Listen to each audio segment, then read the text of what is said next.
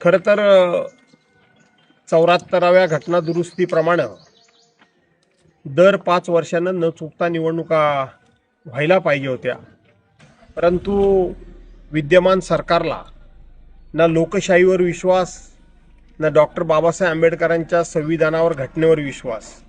त्यामुळं त्यांनी कुठल्याही प्रकारचा लोकशाहीचा मान सन्मान न करता जवळजवळ 9 वर्षानं ते ह्या निवडणुका घेत आहेत.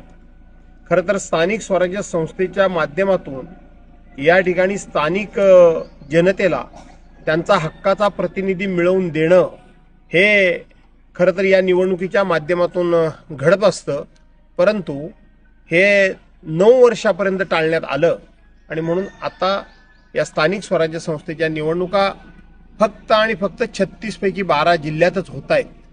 त्यामुळं जनतेनं या लोकशाहीचा उत्सव म्हणून आणि लोकशाही त्या ठिकाणी शाबूत राहावी म्हणून न चुकता, न घाबरता, कोणाच्याही दबावाखाली, कोणालाही दहशतीला बळी न पडता तुम्ही त्या जनतेनं मतदान करावं अशी विनंती करतो.